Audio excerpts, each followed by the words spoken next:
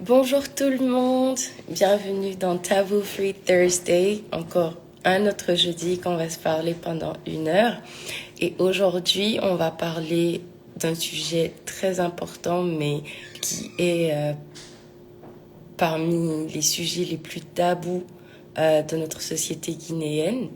Il s'agit de sexualité, tout simplement, donc d'éducation sexuelle, de santé sexuelle et reproductive.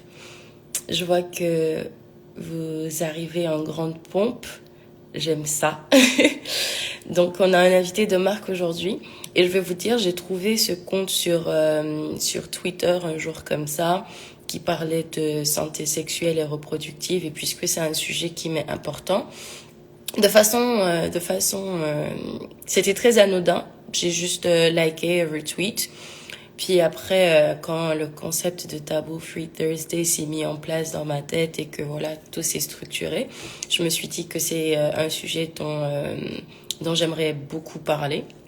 Et du coup, bah voilà, naturellement, j'ai contacté cette institution-là et leur président m'a répondu. Et puis, on l'a en invité aujourd'hui. Il va nous parler de ce que son organisme fait en Guinée. Ils ne sont pas qu'en Guinée, ils sont un peu partout en Afrique. Mais on va particulièrement se pencher sur la Guinée. Donc voilà, ça sera santé sexuelle et reproductive, planning familial, sexualité tout court, parce que je trouve qu'il est important d'avoir une certaine éducation sexuelle. On se rend compte qu'à l'étranger, ici au Canada ou en France ou même aux États-Unis, c'est quelque chose qu'on apprend à l'école. Donc moi, ma petite cousine me dit qu'au secondaire déjà, ils ont un cours d'éducation sexuelle et c'est très important parce que c'est pas parce qu'on a ces connaissances-là, c'est pas parce qu'on nous parle de sexe qu'on va nécessairement le faire. Au contraire, ça nous donne une certaine sagesse, hein, une certaine présence d'esprit de se dire ah je ne suis pas prête pour ça parce que c'est ce que ça peut encourir de le faire, ou si toutefois on sent qu'on a envie de le faire, au moins on est mieux préparé et on évite certaines conséquences néfastes telles que des grossesses non désirées ou des maladies sexuellement transmissibles et j'en passe. Donc le but c'est vraiment de faire comprendre aux parents que parler de sexualité à leur enfant ce n'est pas vulgaire, ça ne devrait pas être. C'est sûr que c'est une discussion difficile à avoir, mais elle est nécessaire, moi je trouve. Elle est très parce que voilà, il y a plein de gens qui sont quand même sexuellement actifs, mais qui ne savent même pas dans quoi ils s'embarquent. Donc ça revient à un peu sauter dans le vide et y aller au tas. Donc voilà, on a déjà la demande de notre invité. Je vais accepter la demande, et puis on pourra tous en parler ensemble. N'hésitez pas de live, de faire des commentaires, de poser vos questions dans la boîte à questions ou même en commentaire, et de partager le live surtout. Et c'est un sujet de tous, ça nous concerne tous. Bonjour, bonjour. Bonjour Sarah, comment est-ce que ça Com- va? Ça va très bien, merci. Et vous-même? Ça va, ça va. Vous me recevez? Oui, Bien? je vous entends très bien. Je vous reçois 5 sur 5. Super alors, c'est bien. Oui. Est-ce que vous pourriez vous présenter pour ceux qui ne vous connaissent pas, s'il vous plaît? Ah, d'accord. Moi, Mhm, c'est Abou Maïmouna Diallo. mhm, Voilà, donc je suis titulaire d'une licence en sociologie spécialisée en développement communautaire, mhm. mais j'évolue surtout dans le domaine de la santé, notamment la santé sexuelle et reproductive, et je suis aujourd'hui le président du réseau des jeunes ambassadeurs pour la santé sexuelle et reproductive en Guinée. Wow. Et vous voyez que moi, personnellement, je ne savais même pas que ça existait en Guinée. Je me disais toujours que il est important de pousser le bouchon pour faire comprendre aux familles, aux parents que parler de sexualité, c'est important. C'est mieux d'avoir des connaissances que de ne pas en avoir du tout. Et voilà que je tombe sur vous par hasard. Dieu sait faire les choses et je suis très contente d'avoir pu discuter avec vous en privé et de pouvoir faire ce Ouais. live avec vous, avec toutes ces personnes qui sont là aujourd'hui pour qu'on ouvre la conversation sur ce sujet très, très, très délicat en Guinée, même en Afrique d'ailleurs, mais Ouais. particulièrement en Guinée avec tous nos codes culturels qui nous empêchent d'avoir ce genre de conversation. D'accord. Allô? Est-ce que vous me recevez? Oui, oui, oui, je te reçois très bien. D'accord. Donc, moi, j'ai déjà dit ce qu'on allait faire ici aujourd'hui. Du coup, je vous laisse la parole pour nous dire un peu c'est quoi la santé sexuelle et reproductive, quels sont les impacts que ça a sur notre société, le fait d'en parler, le fait de ne pas en parler, les conséquences. Et si vous avez des statistiques à nous donner, parce que je sais que c'est très difficile de récolter des données en Guinée, mais si vous avez des statistiques, nous parler du travail que vous effectuez sur le terrain, etc. Donc, tout ce qui concerne enfin, la santé sexuelle et reproductive, donc en gros l'éducation sexuelle. Ok, merci beaucoup, Sarah. Oui, J'espère que je vais me retrouver là-dedans et que je ne vais pas mélanger les choses parce que c'est vraiment très vaste ce que vous avez dit. Mais bon, il n'y a pas de problème. J'ai Par- noté. J'espère partagez que je vais m'en ce sortir que et vous que je ne vais pas souhaitez. mélanger. Non, pas du tout. Sans souci. On est là pour prendre toute information que vous voudrez bien nous donner. On est là pour D'accord. apprendre. Sans souci. Alors là, je vais commencer à parler un peu sur le réseau des jeunes ambassadeurs Mhm, avant d'arriver sur les thématiques, les différentes thématiques que vous avez dit tout de suite. Au mhm. fait, le réseau des jeunes ambassadeurs a été créé dans le cadre du mouvement partenariat de Ouagadougou. Je ne sais pas si vous avez entendu parler. Non. Donc, c'est en 2011 que le partenariat de Ouagadougou a été mis en place dans les 9 pays de l'Afrique de l'Ouest francophone. Et que, comme on appelle, ce partenariat regroupe en son sein le gouvernement de ces 9 pays, les bailleurs de fonds, Mhm, la société civile, les mhm. religieux, mais aussi les jeunes. Donc, dans chaque pays, il y a eu la création d'une coalition qu'on appelle la coalition nationale, qui est coiffée par la coalition régionale de OK. la société civile pour le repositionnement de la planification familiale. Maintenant, ces coalitions dans les différents pays ont mis en place aussi ce qu'on appelle les jeunes ambassadeurs. Donc, c'est une stratégie qui a été mise en place Mhm. dans l'objectif d'atteindre un plus grand nombre de jeunes sur les questions liées à la santé sexuelle et reproductive.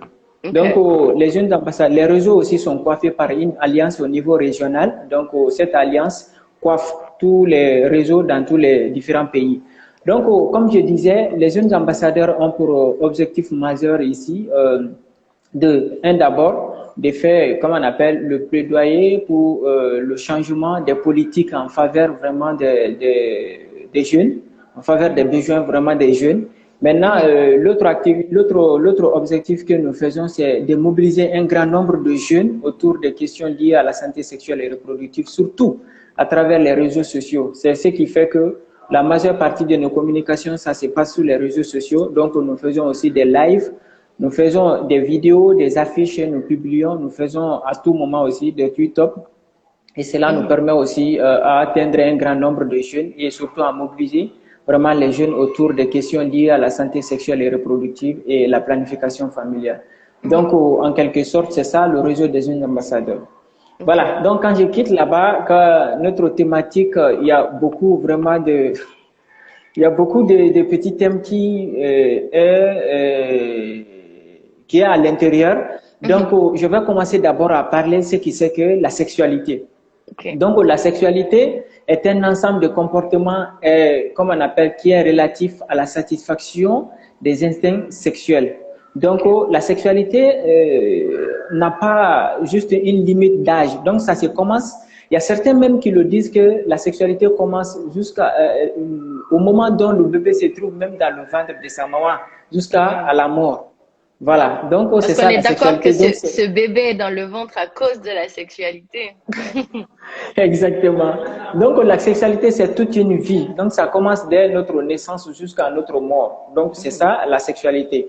Maintenant, l'éducation à la sexualité, par contre, l'éducation à la sexualité est un processus d'enseignement et d'apprentissage qui est fondé sur des programmes. D'accord? Sur des programmes, et ces programmes-là aussi sont fondés sur des aspects cognitifs, émotionnels, physiques. Donc, ça ne veut pas dire seulement que c'est le rapport sexuel seulement ou le sexe. Donc, il y a beaucoup de choses qui se retrouvent dans l'éducation à la sexualité. C'est pourquoi nous, aujourd'hui, on est en train vraiment de se dire que, au lieu de dire l'éducation sexuelle, pourquoi on n'a pas dit l'éducation complète à la sexualité? Parce que ça englobe beaucoup de choses. Notre relation avec les gens, comment il faut se comporter, et il y a même la citoyenneté sexuelle. Donc, il y a tout ça dedans. C'est ça, l'éducation à la sexualité.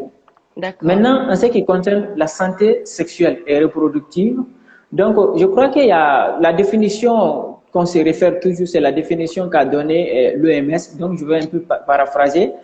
La santé sexuelle et reproductive est un état de bien-être tant sur le plan physique, mental, émotionnel. Donc, c'est là qui est, comme on appelle, associé à la sexualité. Donc, cela ne se résume pas seulement que parce que j'ai mal à la tête ou parce que, comme on appelle, j'ai un petit bouton au niveau de mon sexe. Donc, que la santé sexuelle ne se résume pas qu'à ça. Donc, ça prend en compte notre émotion, notre relation même avec les gens. Voilà. Donc, c'est ça, vraiment, la santé sexuelle et reproductive. Donc, en ce qui concerne, je vais vous donner un peu quelques statistiques en Guinée. Donc, il faut déjà comprendre, pour ceux qui ne sont pas de la Guinée, il faut déjà comprendre qu'en Guinée, c'est-à-dire que la population est estimée à 12 millions et parmi ces 12 millions-là, les jeunes représentent, comme on appelle, 55,5%. C'est-à-dire que les 55,5% ont moins de 20 ans en Guinée. Et c'est une population jeune. Oui, exactement. C'est une population qui est très jeune. Et il faut dire que les moins de 25 ans aussi représentent à 64,1%. Voilà. Donc, les moins de 15 ans aussi représentent 44,9%. Donc, il faut le dire que notre population en Guinée ici, nous sommes vraiment une population très, très jeune. Donc, voilà. Donc, en ce qui concerne la prévalence du VIH en Guinée, actuellement, selon en tout cas le PANB, de deuxième génération de 2019 à 2023, la prévalence contraceptive est de 1,5% en Guinée. La prévalence, je veux dire la prévalence du VIH, pardon. Pas la prévalence contraceptive, mais la prévalence du VIH. Maintenant, la prévalence contraceptive, quant à elle, est aujourd'hui à 2 chiffres, donc 12, voilà, quelques poussières. Donc, nous sommes à ça. Et il faut dire que c'est parce que nous avons fourni beaucoup d'efforts, parce que dans les années antérieures, on était seulement qu'à un seul chiffre. Mais aujourd'hui, en tout cas, on est en train vraiment d'aller. Maintenant, ça, c'était vraiment le pourcentage et les prévalences contraceptives et le VIH. Maintenant, selon l'EDS, c'est-à-dire que l'enquête démographique en santé 2018, une adolescente, parmi, comment on appelle, ce pourcentage d'adolescents que nous avons dit là, parmi ces adolescents-là, une adolescente sur 4, qui représente 26%, ont déjà commencé leur vie reproductive, c'est-à-dire leur vie sexuelle.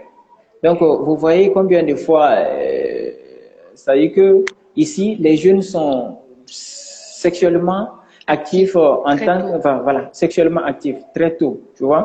Vous disiez 13 ans déjà? Pardon? 13 ans déjà, pour la plupart, sont déjà sexuellement actifs, selon les statistiques que vous avez. Exactement. Les adolescents, bon, il faut dire d'abord que les adolescents, voilà, il y a beaucoup d'institutions qui donnent leur définition par rapport aux adolescents, mais ce qui est connu de tous, c'est que l'adolescence, c'est entre 10 à 19 ans. Donc, parmi cette tranche d'âge-là, c'est les 26%, parmi cette tranche d'âge-là qui ont déjà commencé leur vie reproductive, leur vie sexuelle. Donc, et parmi ces adolescents, oui? Non, pardon de vous couper. Donc, je veux dire, donc, vous voulez lui dire, malgré les codes culturels, malgré la religion, malgré le fait de ne pas avoir une certaine éducation sexuelle et tous les tabous qu'il y a autour de ça, les gens pratiquent quand même le sexe, étant adolescents. Bien sûr. Oui, bien sûr. Et surtout à bas âge. Ouais, c'était juste une petite parenthèse, pardon. Continuez. D'accord, de rien. Et surtout, il faut le dire que les adolescents vraiment commencent à pratiquer la sexualité à bas âge. Donc, par rapport au pourcentage, aux 26% que j'ai dit là, ça dit que les 21% parmi cet pourcentage aussi ont déjà commencé, ont déjà eu des enfants. Ça dit que les 21% parmi les 26% que j'ai dit là ont déjà eu des enfants. Donc, et parmi ces gens-là aussi, il y a 5% qui sont actuellement enceintes. Bon, c'est l'éducation, enfin, c'est l'enquête démographique en santé de 2018 qui dit ça, selon l'EDS 2018. Et ça, c'est quand Bon, même par en contre, 2018. Et ouais, pour la exactement. plupart, les 21% des jeunes filles ou des jeunes hommes qui ont eu des enfants, pour la plupart, c'était des grossesses non désirées. Exactement. Et d'autres, peut-être Voilà. que c'est le mariage forcé ou le mariage précoce qui fait que, voilà, maintenant, des jeunes filles tombent enceintes avant la majorité. Donc, tout ça, je Oui, pense que oui, tout ça fait partie des 21%, je crois, non? oui, oui, exactement. Tout ça là fait Ok. partie des 21%. En tout cas, Mhm. c'est le pourcentage des jeunes qui ont été, des adolescents qui ont été interviewés lors de l'enquête. Ok, d'accord. Voilà. Voilà. Donc, comme je disais, c'est lié à beaucoup de facteurs. Au fait, cette sexualité précoce, mais Mhm. aussi et surtout ces grossesses précoces et non désirées là, c'est lié à beaucoup de facteurs. Mais le facteur poignant ici, c'est que la sexualité est considérée chez nous comme un tabou. Mhm. Donc, on n'en parle pas du tout. Donc, ça fait que les jeunes, ça dit que naissent, grandissent et n'ont pas d'informations sur leur sexualité. Et quand ils voient leurs amis en train de pratiquer la sexualité, donc ils se lancent aussi dedans sans pourtant avoir les informations, comment il faut se protéger. Mhm. Et est-ce qu'il faut retarder son premier rapport sexuel et pourquoi il faut le retarder, tout ça là. Mhm. Donc, Mhm. ça dit que nos parents n'acceptent pas du tout de dialoguer et de communiquer avec les enfants sur leur sexualité. Donc, Mhm. comme je disais, le facteur le plus poignant, c'est que le sexe est considéré chez nous comme un tabou. Mhm. Voilà, donc ça fait partie vraiment des facteurs. Et après, il y a d'autres facteurs, comme vous l'avez si bien dit, c'est, comme on appelle aujourd'hui, il faut dire aussi que la révolution technologique vraiment fait partie aussi. Parce que ça fait que les jeunes ont accès à l'Internet et il n'y a pas, comme on appelle, un certain contrôle Non, de oui, bien sûr. l'utilisation des Internet. Donc, les jeunes vraiment utilisent n'importe comment l'Internet et quand tu pars sur Google, tu mets juste le sexe, on te montre une femme nue ou bien des vidéos des vidéos porno et quand un adolescent voit ça, donc il a envie vraiment de pratiquer quoi, la Mhm. sexualité. Donc, Il ce est sont des curieux facteurs de vraiment savoir ce que c'est. exactement. Et Surtout, mhm, oui, continue. oui, je Avant de vous te écoute. couper. Non, je disais, il est curieux de voir ce que c'est, surtout que peut-être qu'il le voit à la télé avec les films ou les séries ou même dans les clips vidéo des fois, ou comme vous dites, ses amis pratiquent déjà cela. Et on se pose beaucoup de questions parce que c'est vrai qu'à l'école, en biologie, au collège, on nous apprend les parties du corps humain, l'anatomie, etc. Donc, c'est pas très complet ce qu'on nous apprend, mais par contre, le peu d'informations qu'on nous donne, qui est quand même important, c'est des informations qui sont importantes, mais ces informations-là poussent la curiosité. Donc, ça nous mène à savoir, à vouloir savoir ce qu'il y a après ça. Donc, ok, vous m'avez appris à dessiner le sexe masculin, vous m'avez appris à dessiner le sexe féminin, vous m'avez montré tout ça, mais vous m'avez pratiquement dit comment est-ce qu'un bébé est formé. Donc, l'ovule, c'est le sperme chez l'homme et puis l'ovule chez la femme. Mais il n'y a pas d'éducation sexuellement proprement dit pour nous dire, Mhm. écoutez, euh, ne faites pas ça, si vous le faites, faites-le comme ça parce qu'il y a des conséquences, non seulement pour les grossesses, mais aussi pour les maladies sexuellement transmissibles. On nous apprend les maladies sexuellement transmissibles à l'école, VIH, etc. Mais on ne nous prévient pas forcément de la façon la plus adéquate pour, pour, pour prévenir ces conséquences néfastes-là, surtout à la Oui, maison. oui, Surtout à la oui, maison, exactement. encore à l'école, peut-être qu'on peut inclure un programme comme ça, mais à la maison, c'est encore plus tabou avec les parents. Et c'est des choses Mhm. dont on ne peut même pas se permettre de parler. Oui, oui, oui, exactement. Et comme vous l'avez si bien dit, au fait, Mhm, c'est ça justement le problème.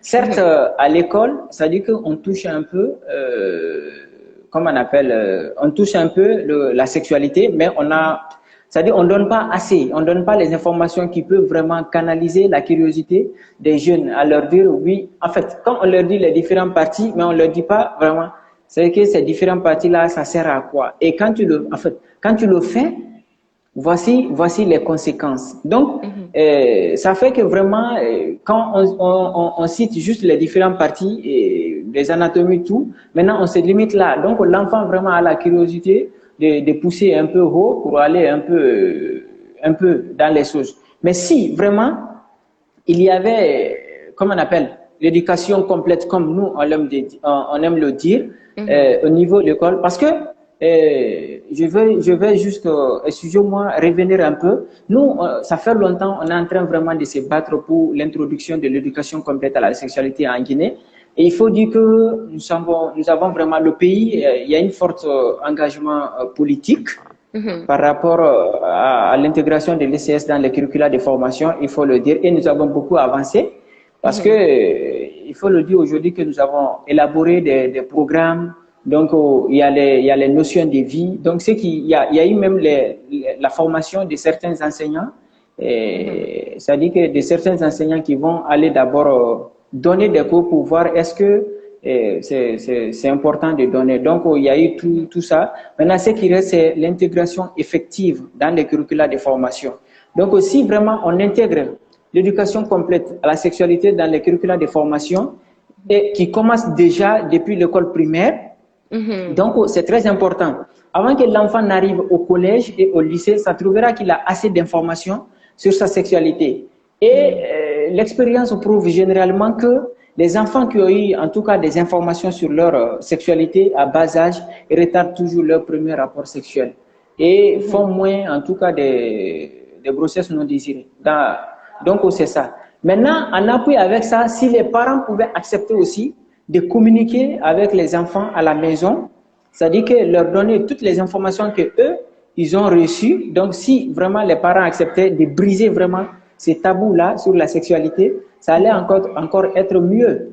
Oui. Donc, parce qu'on aime le dire que l'enfant a 3 endroits où il apprend, c'est-à-dire que dans la famille, à l'école et dans la rue. Donc, si déjà à la maison, on ne parle pas de la sexualité, on ne l'éduque pas sexuellement, et qu'à l'école aussi, l'information qu'on donne est peu, n'est pas vraiment suffisant, bah, à l'école, il faut deviner comment vraiment l'adolescent va faire. C'est dans la rue, l'éducation de la rue. Ce que tu vois de Voilà. tes amis, ce que tu vois de ton environnement, pas forcément immédiat à la maison, mais euh, tu n'es pas H24 avec tes parents et tu n'es pas H24 à l'école.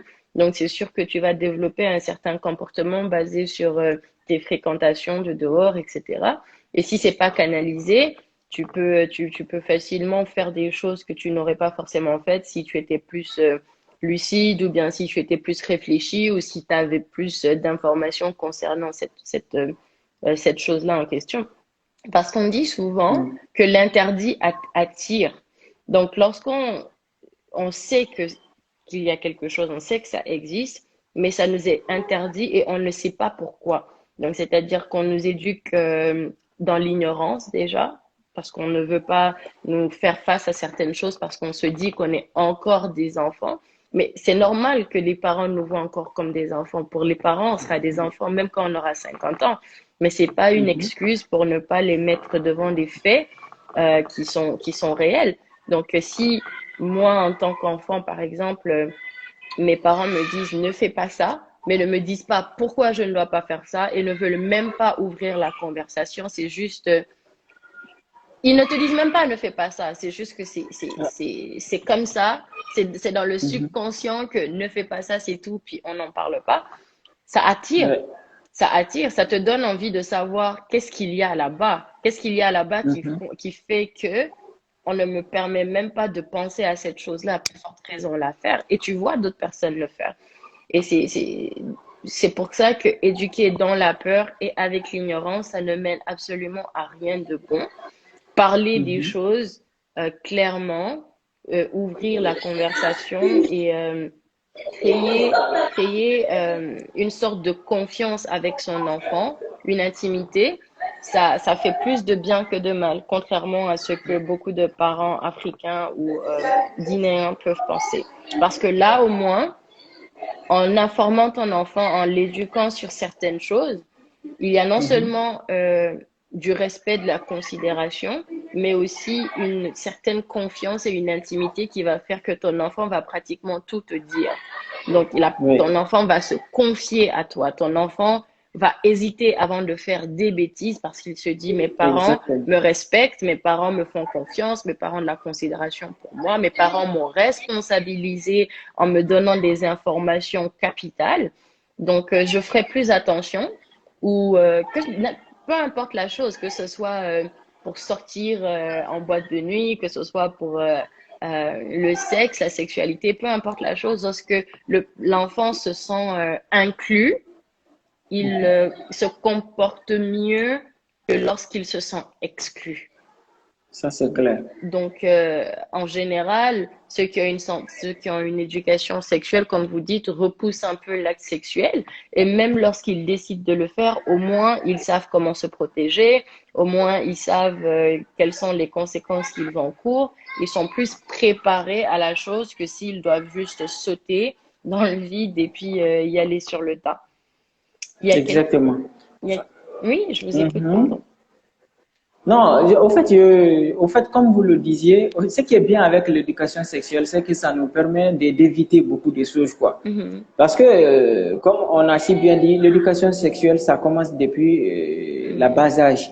Et il faut que mhm, les parents comprennent qu'ils doivent créer vraiment cette complexité, cette amitié mhm, et cette collaboration avec les enfants dès à bas âge. Parce mhm, que un enfant, quand tu es beaucoup plus proche de lui, à bas mhm, âge, mhm. il se confiera toujours à toi. C'est Mhm, pourquoi, comme on appelle, même quand il fait n'importe quoi dehors, il va revenir te dire la même chose. Il va dire, mhm, maman, j'ai fait ça aujourd'hui, voici ce qui s'est passé, ce qui s'est passé. mhm. Et tu peux Voici mieux ce le qui s'est passé, guider. ce qui s'est Exactement. En tant que parent, tu Voilà. peux mieux le Donc, guider.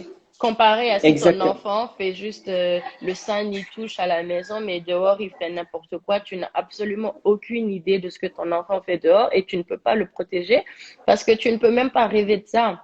Et là, Voilà, l'enfant exactement. doit se débrouiller tout seul dehors et va tout mettre en œuvre pour te cacher ces choses-là qu'il fait dehors. Et c'est plus Oui. difficile à cadrer. C'est ça. Exactement. Prenons juste l'exemple, par exemple, sur le cas des viols. S'il se Mhm, trouvait que toi, avec ton enfant, dès à mhm, bas âge, tu l'apprends à comment se protéger, mhm, c'est-à-dire que tu lui dis que voici ton chouchou, parce qu'on ne peut pas dire quand même à une fille ton sexe ou quoi là, ou bien à un bébé, ton pénis. Donc, tu peux dire ton kiki ou bien ton chouchou, ça t'appartient, ça n'appartient à personne d'autre. mhm, Donc, il ne faut pas accepter que quelqu'un le regarde ou même le toucher. mhm, Donc, quand quelqu'un touche, tu cries ou bien tu cours dire à quelqu'un. Quand tu mhm, répètes ça, ça dit que dans l'oreille de l'enfant, de son enfant jusqu'à ce qu'il grandisse comme ça, mhm, crois-moi, ça dit que cet enfant ne va jamais vraiment, en tout cas, accepter que quelqu'un touche. Et généralement, les cas de viol que nous voyons chez nous, ce n'est pas la première fois que ces cas de viol sont connus. La mhm. personne qui le pratique le fait plusieurs fois d'abord. C'est-à-dire, Il il habitue le fait une l'enfant. fois, deux fois. Voilà, il habitue Mhm, l'enfant. C'est quand peut-être un jour, comme Dieu sait faire les choses, donc comme on aime le dire, tous les jours, c'est pour le voleur, mais un jour quand même, c'est pour le propriétaire des choses. Donc, mhm, ça arrive. Donc, si toi, tu répètes ça vraiment dans l'oreille de ton enfant, mhm, dès la première fois qu'une personne le touche directement, et soit il va crier ou elle va crier, elle va courir te dire, maman, cette personne-là a touché mon chouchou. Donc, mhm, voici comme ça, vous allez intervenir directement. Mais si l'enfant n'est pas appris à ça, on ne lui a pas dit, ça t'appartient, il ne faut pas accepter que quelqu'un touche, mais même si quelqu'un touche, l'enfant ne va rien faire. mhm. C'est une habitude Voilà. aussi que tu crées chez l'enfant parce que plus tu le répètes, ça devient une habitude de vie. Et là, l'enfant, c'est sûr qu'il ne peut pas se défendre, mais à la rigueur, puisque le parent a inculqué ça chez l'enfant, dès que quelqu'un va regarder ou vouloir toucher, automatiquement, l'enfant va venir se confier aux parents. Alors que Oui.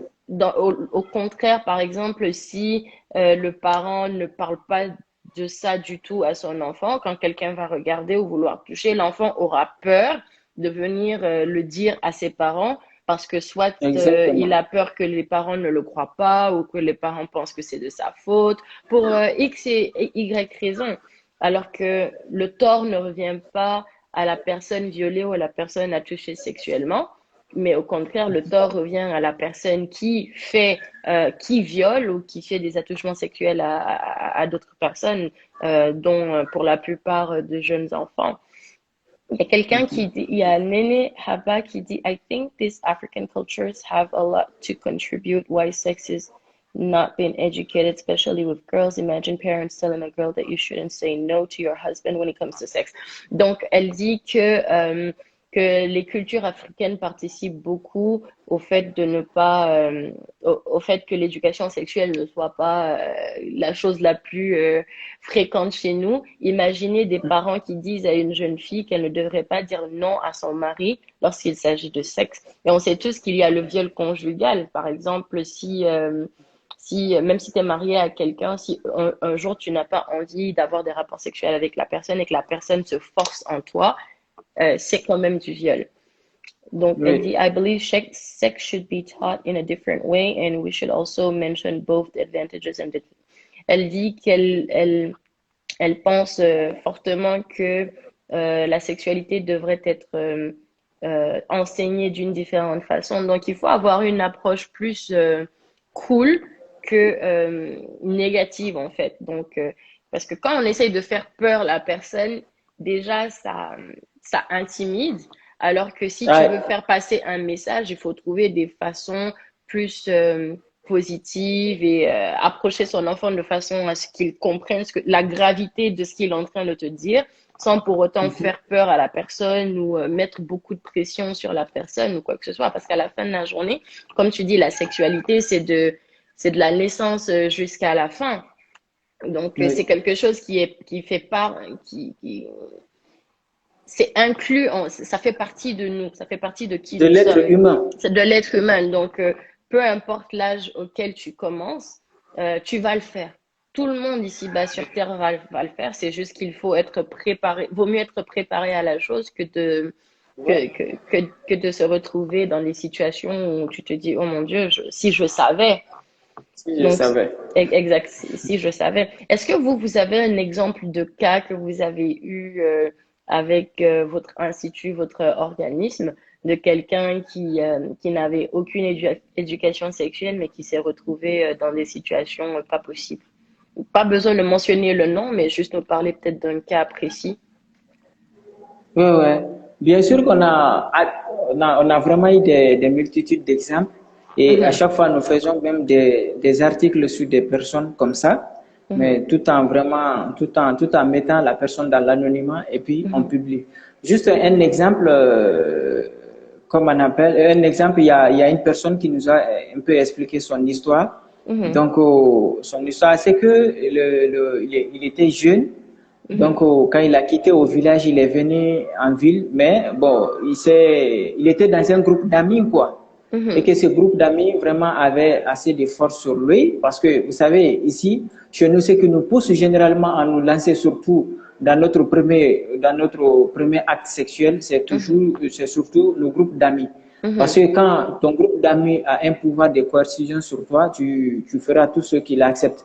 mhm. Ici, par exemple, quand tu es dans un groupe et que tout le monde a des copines, toi, par exemple, tu n'as pas de copines, ben, avant même, Pression. on disait que non, non, non, toi là, tu ne peux pas être dans notre groupe. Tu n'es pas un Mhm, homme d'abord. Donc, si tu n'as mhm, pas de copines, tu n'es pas un homme. mhm, Ou bien, comme on appelle, on te dit carrément, même si tu as une copine et que tu n'es pas encore prêt vraiment mhm, à coucher avec la fille, tes amis te mettent la pression, toi tu as une copine et puis tu veux pas coucher avec elle, ce qui veut mhm, dire que tu n'es même pas un homme. Tu mhm, vois, non? Donc, en fait, avec tous ces mots, tu es obligé vraiment de te lancer dedans, quoi. Donc, mhm, ça a été son cas. Et déjà, il avait ses 17 ans, il n'avait pas encore ses 18 ans. Donc, il sortait avec une fille qui avait 16 ans.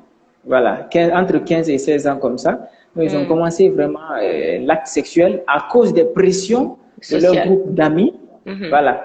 en fait, de leur groupe d'amis. Yeah, peer D'accord? pressure. Donc, parce que les amis se moquaient à chaque fois pour dire que toi, il faut que vraiment tu sors avec une fille, donc, qui tu veux pas coucher avec lui, donc tu n'es pas un homme, peut-être tu ne fonctionnes même pas. Donc, toi, c'est-à-dire pour montrer à tes amis, pour prouver à tes amis que tu fonctionnes très bien. Donc, le jeune s'est lancé dedans et puis, quelque temps, juste la fille est tombée enceinte. Mm. Et ce qui était vraiment marrant avec tout ça, c'est que la fille n'était pas trop mature, il faut le dire ainsi, Elle parce que, avait 15 ans. voilà, 15 ans, donc son corps n'était pas assez développé, donc il y avait ces peurs-là. Mhm. Et quand la fille est tombée enceinte directement, ses parents l'ont cherchée de la maison. On lui a dit, Mm. oui, oui, là où tu as pris grossesse, là, tu vas aller là-bas. Donc, Mm. mais bon, heureusement que les parents du jeune ont accepté d'accueillir la fille chez eux, mais sauf Ils qu'ils ont ont pris dit que les le gars responsabilités. doit faire tout possible, voilà, doit assumer ses responsabilités. Donc, il Mhm. y a des besoins, le gars était obligé de subvenir à ses besoins et il ne Mhm. faisait que 10e année, je crois. Mhm. Donc, tu vois, le gars était obligé de faire vraiment aller laver des motos, des véhicules ou pousser la charrette, tu vois, pour subvenir aux petits besoins de la fille. Et un peu, le gars allait vraiment, comment on appelle, abandonner les études. Et il faut le dire que cette année-là même, il a redoublé. Mm. Il a Oui. redoublé, oui, oui, à cause de tous ces problèmes-là. Et la peur, surtout chez le gars, c'était que la fille n'est pas mature. Est-ce qu'elle peut supporter? Je pense qu'il y a un problème de connexion au niveau de Conakry. Encore une fois, le réseau n'est pas de notre côté. Hmm, Je pense, je pense que Monsieur Diallo, si vous m'entendez, est-ce que vous m'entendez? Oui, oui, oui, oui, je vous Oui, entends. il y a Pardon, eu un c'était un petit appel. problème de connexion. Ah, d'accord. Donc, C'était un appel local. oui, donc Voilà. Donc, vous disiez que le jeune avait peur que la fille ne soit pas assez mature physiquement pour supporter voilà, pour la grossesse supporter, et l'accouchement. Mhm. voilà, exactement. Mais bon, Dieu faisant bien les choses, au final, la fille a accouché, n'a pas eu de problème. Mhm. Et quand la fille a accouché, le jeune, voilà, alhamdulillah. Mhm. Donc, la fille a accouché, donc ça a été bien passé et ça a été Mhm. vraiment une leçon pour le jeune. Et aujourd'hui, croyez-moi, le jeune là, ça a été une source vraiment d'engagement de ce jeune qui est aujourd'hui engagé sur ces questions-là. Il fait tout vraiment pour aider d'autres jeunes à ne pas tomber dans les mêmes pièges que lui, à ne pas Oui. reprendre les mêmes erreurs que lui. Et c'est tout à son honneur qu'il ait eu à expérimenter quelque chose et que maintenant qu'il veut utiliser sa voix pour faire part de ses expériences afin d'aider d'autres jeunes comme lui à ne pas tomber dans le panneau. Donc, Ouais, ouais, ce que exactement. j'aimerais souligner, c'est qu'on n'est pas là pour dire aux gens de ne pas faire ce qu'ils ont envie de faire, s'ils ont envie, s'ils se sentent prêts à déclencher leur sexualité, qu'ils le fassent. C'est juste qu'il faut s'assurer d'avoir des informations factuelles Voilà, avant exactement. de se lancer dans quoi que ce soit. Et peu importe le sujet, que ce soit la sexualité ou autre chose, c'est pas parce que aujourd'hui tu as envie de construire une maison que tu vas juste fermer les yeux et elle va apparaître devant toi. Il y a un Mhm. processus à suivre, il y a des informations à avoir, c'est tout un procédé. Donc c'est la même chose pour le sexe. C'est un sujet comme Exactement. un autre. Et c'est vrai que c'est un sujet important, mais ça ne devrait pas être un sujet tabou. C'est un sujet délicat parce que c'est pas la chose la plus facile au monde de parler de sexualité à son enfant de Mhm. surcroît, mais c'est important, donc il faut que les parents arrivent à prendre sur eux et à trouver une façon efficace et efficiente de passer l'information pour qu'elle soit comprise, retenue et prise en considération par leur interlocuteur, en l'occurrence leur enfant, parce que c'est ton enfant. Tu devrais le connaître mieux que quiconque dehors. Donc, c'est ce que Oui. je voulais dire. Mais j'aimerais aussi rebondir sur ce que vous me disiez par rapport à une certaine réforme éducative sur laquelle vous travaillez. Et je ne sais pas si vous avez euh, discuté de ça avec MENA, donc le ministère de l'Éducation nationale, ou plutôt le ministère de l'Éducation supérieure en Guinée pour faire passer. Donc, je pense que ça devrait être le ministère de l'Éducation nationale parce que vous voulez inclure le programme de l'éducation sexuelle complète dans les programmes d'école. Est-ce que vous pourriez nous parler un peu plus de ça? Parce que je trouve ça très intéressant que même si on ne le fait pas à la maison, qu'au moins l'école s'en occupe un peu. Ok. Merci beaucoup. Par rapport à ça, il faut le dire que Ouais, la connexion n'est pas de notre côté aujourd'hui, ou c'est sûrement un appel qu'il reçoit. Du, du coup, ah, la connexion n'est vraiment pas bonne. Donc, pour ceux... vraiment. Non, c'est pas grave, on D'accord. comprend. Je disais que l'ancrage institutionnel est, comment on appelle, au ministère de l'Éducation. C'est le ministère de l'Éducation même qui pilote ça. Mhm, C'est-à-dire que le ministère de l'Éducation, à travers INRAP, mhm, INRAP qui est l'Institut national pour la recherche scientifique. mhm, Donc, même la semaine surpassée, on avait fait un Facebook Live avec le directeur adjoint, le mhm, directeur général adjoint de INRAP, qui nous a un mhm, peu expliqué le processus d'intégration de l'ECSO. Donc, le ministère de l'Éducation, à travers INRAP, a essayé d'élaborer les programmes et mhm, surtout avec l'appui vraiment de plusieurs bailleurs, comme mhm, l'UNDP, comme IntraHealth International, mhm. IntraHealth, voilà, comme IntraHealth, comme l'USAID aussi, Ok.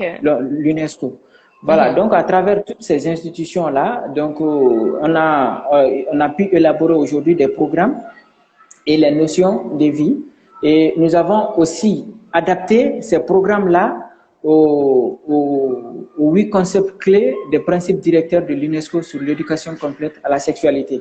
Donc, et puis, mhm, c'était en mai, je crois, ou en mars 2020, que nous avons fait un grand mhm. plaidoyer, c'est-à-dire que la société civile, à travers ici la fondation Prosmi, qui est la fondation de la Première Dame, La première et dame, oui. l'AGBF, voilà, et qui sont tous, qui sont qui sont les organisations membres de la coalition nationale des organisations de la société civile. Donc nous avons Mhm, fait, même nous les jeunes, ce jour-là, j'ai fait vraiment un fort plaidoyer au nom des jeunes de la Guinée. Donc nous avons mhm. fait vraiment un plaidoyer qui a abouti à la signature même du ministre, le ministre d'alors Mori Sangaré, qui était le ministre du MENA. Ok. Voilà. Voilà, donc il a fait vraiment la signature de la mise en place des organes de gestion de l'éducation complète à la sexualité. Donc nous avons vraiment beaucoup avancé aujourd'hui, il faut le dire. Et selon le directeur général adjoint de INRAP, ce qui reste pour que vraiment l'intégration soit effective aujourd'hui, c'est Mhm, que la Guinée, en Guinée ici, c'est pas, nous avons, que actuellement nous sommes dans un programme de révision mhm. des programmes scolaires. Donc, que, je sais pas si c'est chaque 3 ans ou chaque 5 ans, ils font la révision des programmes scolaires. Et à cette révision, maintenant, on inclut toutes les nouveautés et que c'est ce qu'on attend juste pour que ça soit vraiment effectif en Guinée. Sinon que, il faut le dire, il y a une forte, il y a une forte engagement politique. Ok, donc vous, vous avez espoir que cela aboutisse et que ça ne soit pas juste des promesses. Oui, oui, oui. Nous faisons vraiment le suivi de très près parce que, Mhm. voilà, C'est disons, important. on a reçu des formations, nous faisons vraiment le suivi. Mhm, Mais bon, comme c'est pas facile avec les changements des mhm. ministres là, donc ce n'est Oui, pas du tout facile. Cela parce joue un que peu ce qu'un sur la ministre chose. fait, un autre ministre peut défaire selon sa politique à lui et comment est-ce qu'il voit, comment est-ce qu'il veut faire la structure de son département, de son ministère. Exactement. Ben, Voilà. j'espère bien que vous Donc, faites le suivi parce que c'est important et ça va avoir une valeur ajoutée énorme sur la scolarité des enfants. Et c'est c'est ces jeunes filles et ces jeunes hommes-là qui deviendront des adultes plus tard, qui prendront des décisions pour le développement de notre société. Donc, il faut mettre le paquet dans leur éducation. Il faut s'assurer qu'ils aient tous les outils nécessaires pour qu'ils soient les meilleures versions d'eux-mêmes afin qu'ils puissent faire le travail requis pour que la Guinée brille et l'Afrique en général.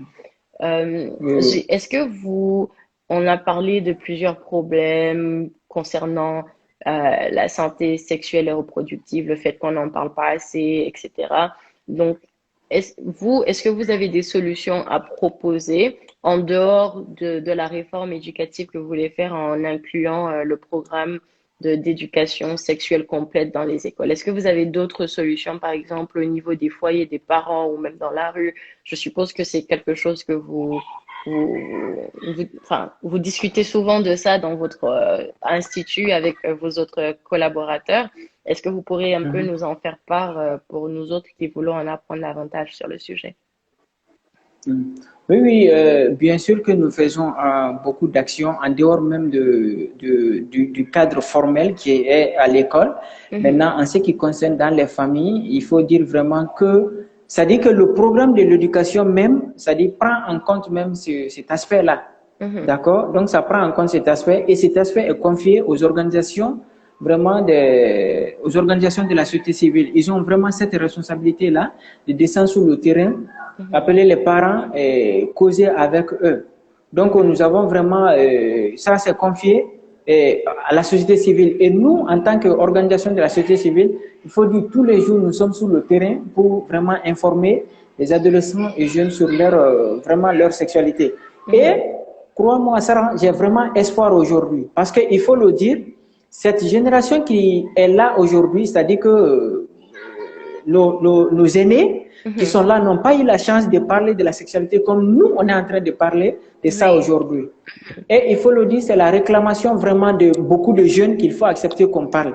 Donc, ce qui veut dire que cette génération montante-là, nous, le jour vraiment que nous serons à la place de nos aînés, et croyez-moi, ça va trouver vraiment que ça dit que beaucoup de personnes sont déjà informées. Et j'aime le dire parfois que moi, je n'en veux pas trop aux parents aussi. Parce que Mhm. quelque chose que tu n'as pas reçu, tu ne peux pas Tu peux donner pas le ça. donner, oui, c'est sûr. Et on n'a Voilà. pas grandi dans les mêmes conditions. Nous, on a une certaine ouverture au monde, que ce soit avec les réseaux sociaux ou même la télé, les émissions qu'on regarde.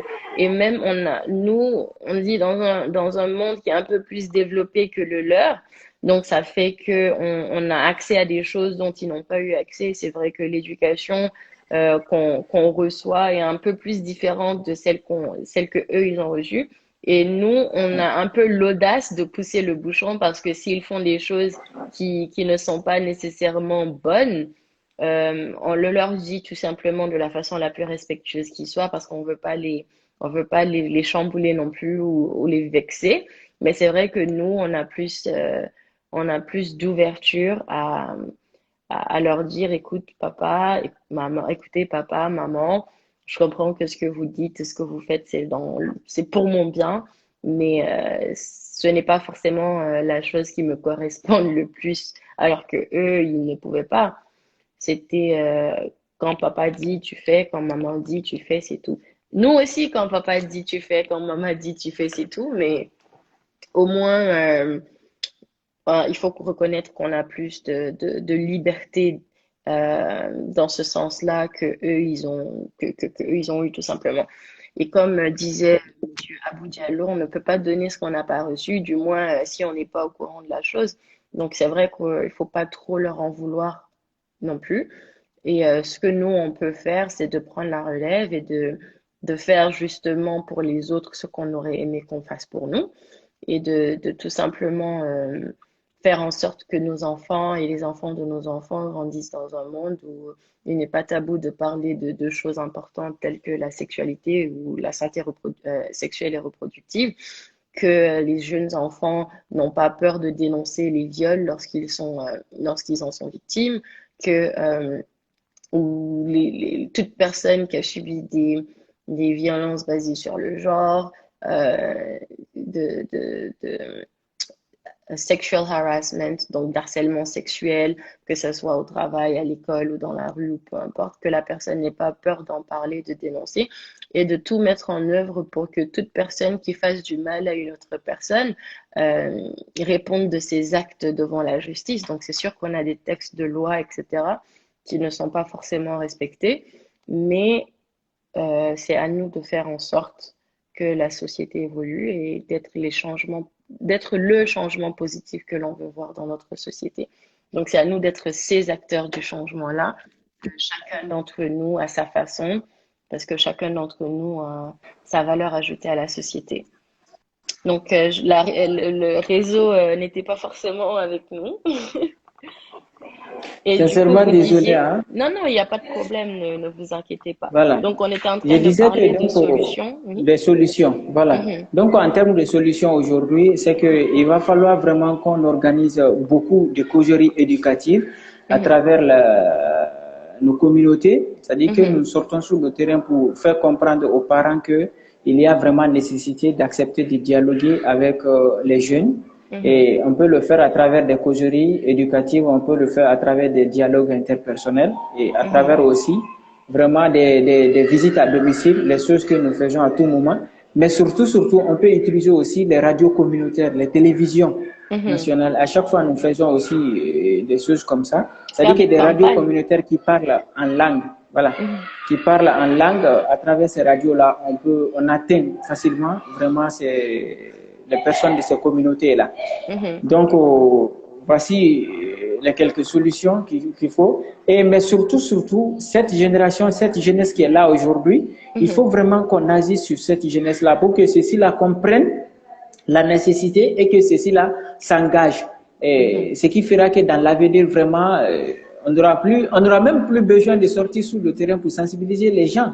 Parce que ça Oui. fera que vraiment tous ceux qui sont là, sont déjà conscients et acceptent de communiquer et ont Mhm. les informations nécessaires pour communiquer avec leurs enfants.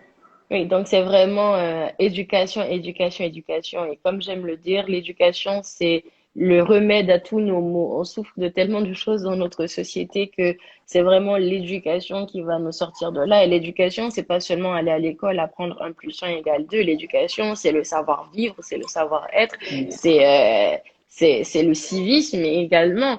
Donc, apprendre à compter, c'est important, mais apprendre aussi à être un être humain décent, c'est important. Apprendre je sais pas moi, apprendre la santé sexuelle et reproductive, c'est important. Donc tout doit être appris. Personne ne naît savant, personne ne naît connaisseur personne n'est parfait d'ailleurs, donc tout s'apprend. Donc moi Oui, j'englobe tout ça dans l'éducation en général et le fait que oui, vous meniez un combat qui va justement inclure l'éducation sexuelle et reproductive dans les programmes d'école, c'est-à-dire qu'on ne va pas juste apprendre cosinus de je ne sais quoi, on va aussi apprendre, écoutez, il faut préparer ses enfants à la vie.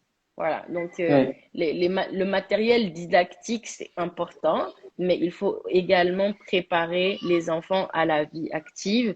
Il faut c'est les ça. responsabiliser davantage, que ce soit à l'école et à la maison, parce qu'on est d'accord qu'on passe le plus clair de notre temps, soit à l'école, soit à la maison. Et lorsqu'on a un peu de temps libre, oui, on joue avec nos amis dans le quartier, etc.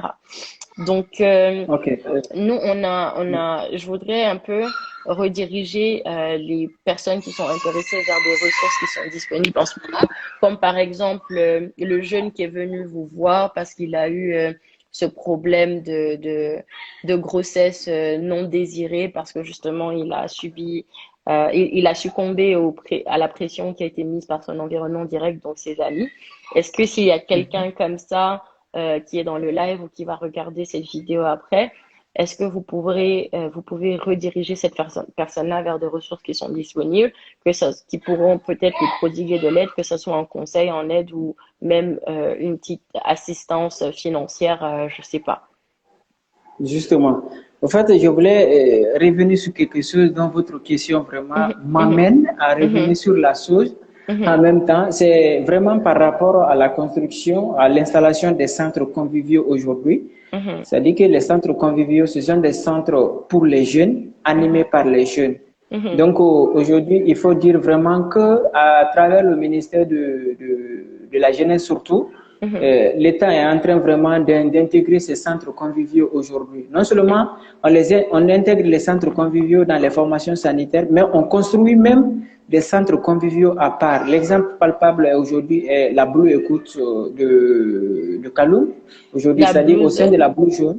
Ok. Non, au sein de la Blue Jaune, il y Mhm, a un centre jeune là-bas qu'on appelle mhm, la Blue Écoute. Donc, ce ok. Blue Écoute, cette Blue Écoute est là à accueillir les jeunes les écouter et leur prodiguer des conseils. Donc, s'ils ont des problèmes d'infection, par exemple, et de grossesse, on les oriente. Donc, il y a assez de centres comme ça aujourd'hui en Guinée, mais nous, ça dit que on dit toujours que c'est vraiment insuffisant. Il faut vraiment que les jeunes aient accès à toutes les informations nécessaires par rapport à leur sexualité. Donc, pour répondre à votre question, bien sûr que quand il y a des jeunes qui ont vraiment ces problèmes-là aujourd'hui, au niveau Conakry ou même à l'intérieur du pays, c'est-à-dire au sein des hôpitaux, il y a des centres là aujourd'hui, c'est carrément pour les jeunes. Donc, ils peuvent vraiment aller vers ces centres-là où ils ne seront pas jugés. Personne ne va vraiment leur juger en fonction de leur action. On va juste les accueillir, les écouter et leur prodiguer vraiment des conseils. Et tous les conseils, par exemple, nécessaires sur leur sexualité. Et si vraiment il y a question aussi de les assister et de les prendre en charge par rapport à leurs problèmes, il y a ça aussi. Ok, donc voilà, si c'est vrai qu'on se plaint souvent qu'il n'y a pas assez d'infrastructures, mais il y en a quand même, ne serait-ce qu'un peu. Et il faut valoriser cela, il faut aussi vulgariser cela, parce qu'il y a beaucoup de gens qui ne savent pas que ça existe. Donc il y Oui. a un problème de communication qui se pose, donc il faut faire des campagnes de proximité, il faut en parler davantage, comme vous dites, dans les radios rurales, à la télé, etc. Parce que quelqu'un qui est, même à Conakry, pas tout le monde, c'est pas tout le monde qui sait que ces centres-là existent, à plus forte raison à Oui, l'intérieur du oui, oui, pays. oui, Donc, moi, oui, je pense oui. qu'il faut faire un tapage médiatique sur le sujet. Comme ça, partout où on se retourne, limite, on voit que, voilà, il y a ce problème-là qui se pose et il y a la solution, ou en tout cas une partie de la solution, et afin que les gens soient plus déjà sachent qu'il y a des endroits où ils peuvent aller s'ils sont dans certaines situations et justement qu'ils soient plus à l'aise à y aller parce que voilà, ils vont obtenir de l'aide. Ce n'est pas forcément la chose la plus optimale qui soit parce qu'on n'a pas toutes les infrastructures et toutes les ressources disponibles dont on aurait aimé, qu'on aurait aimé avoir plutôt, mais il faut bien commencer quelque part. Donc on a quelques ressources en place. Oui. Il faut que les gens soient au courant de ces ressources-là. Il faut faire de telle sorte que les jeunes partent vers ces ressources-là.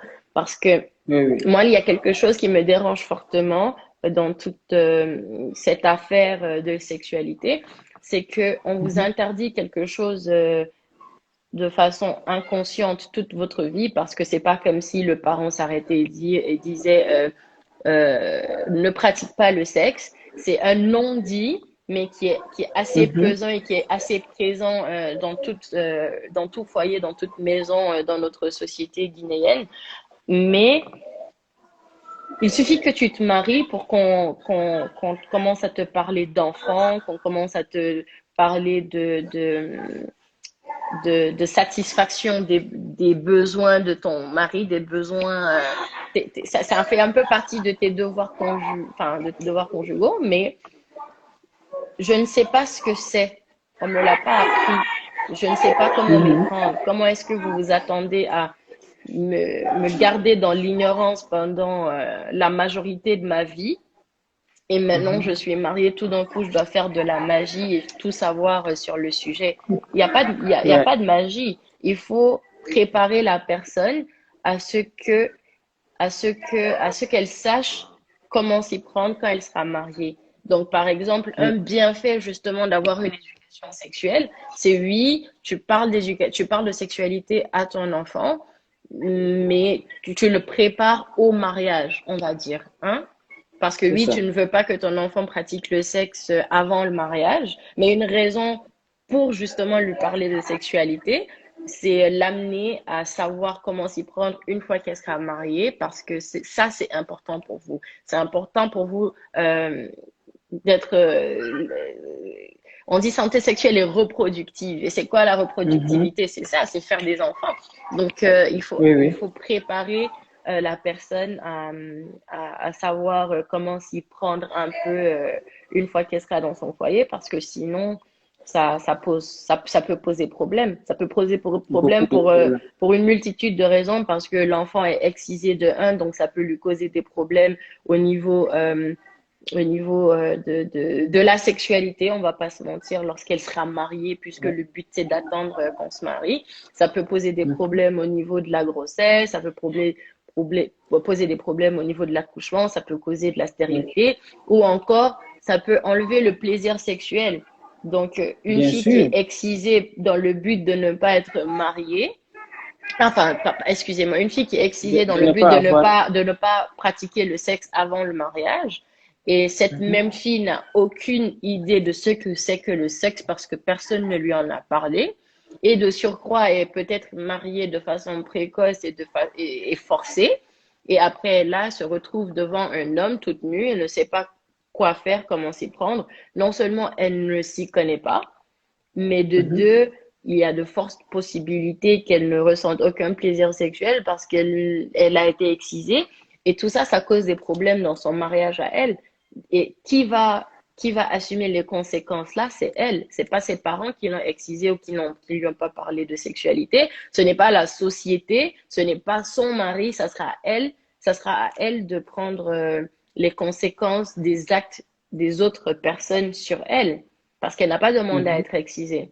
Elle n'a pas demandé à ne pas recevoir une éducation sexuelle. Elle n'a pas demandé à être mariée.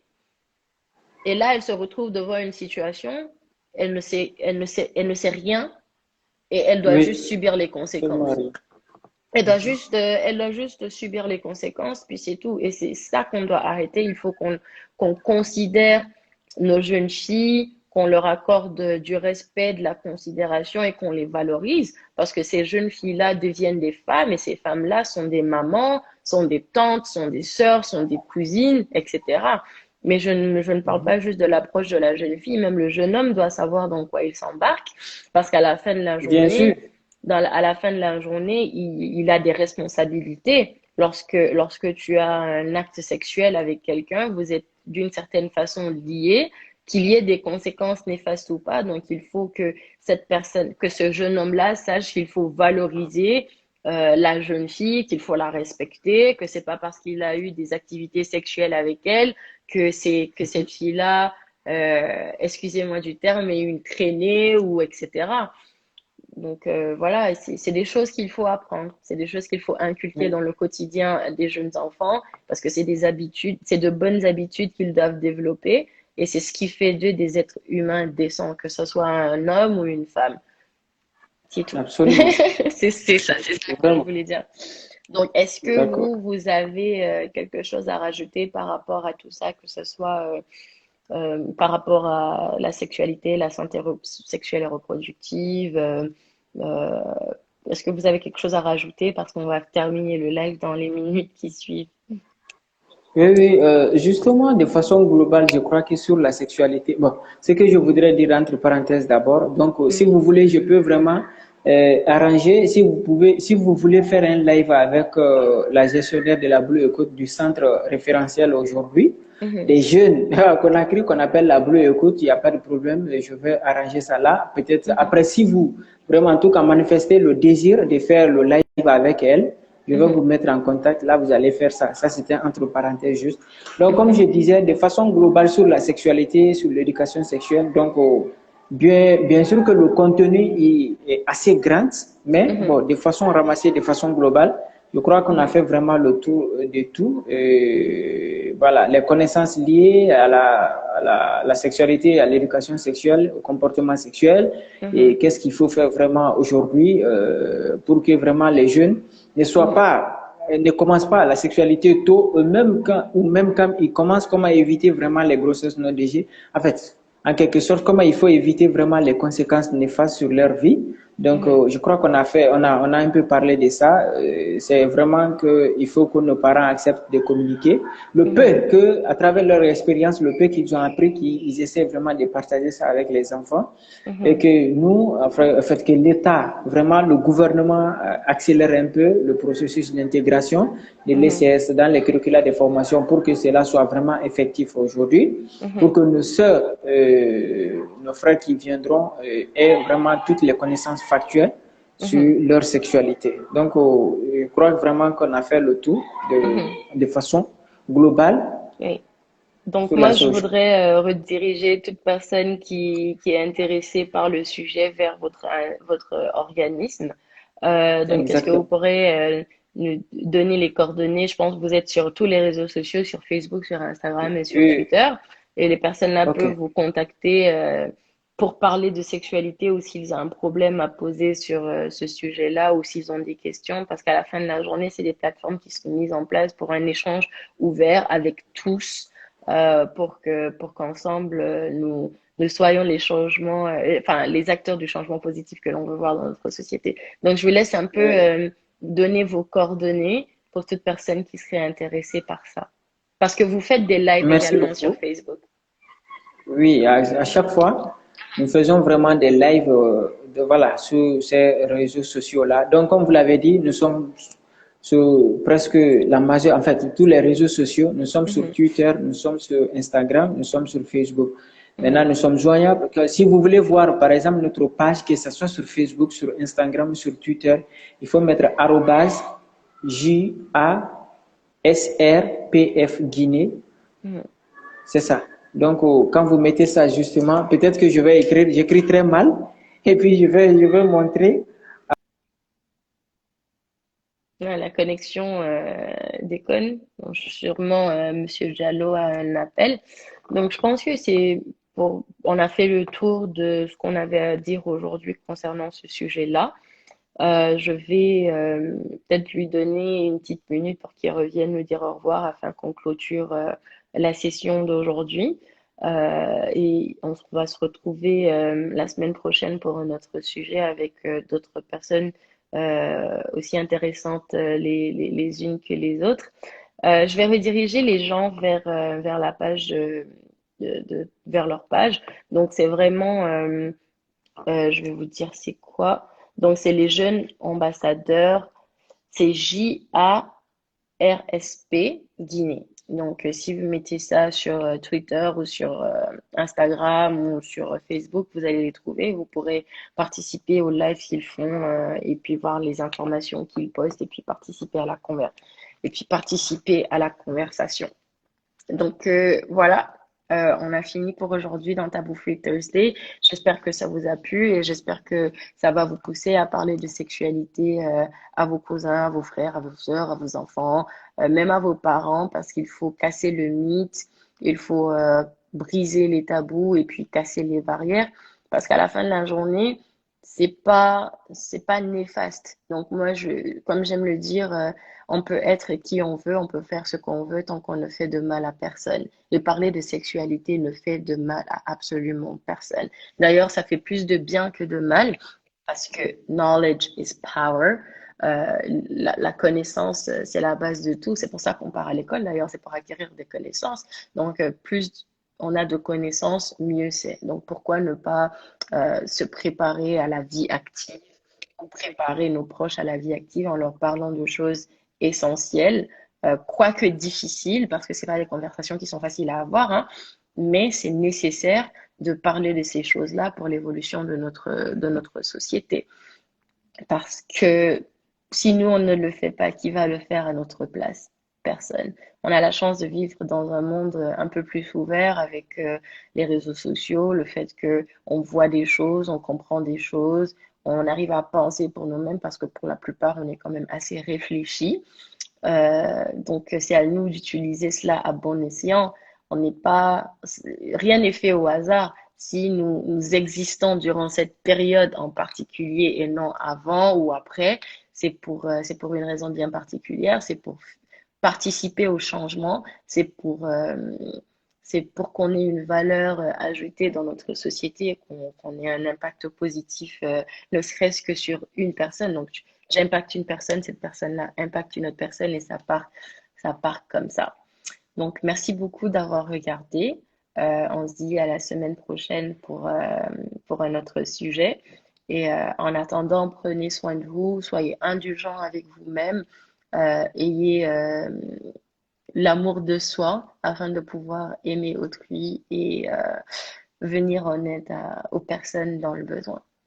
Donc, thank you so much and see you next week on Taboo Free Thursday. Take care of yourself. Bye, guys.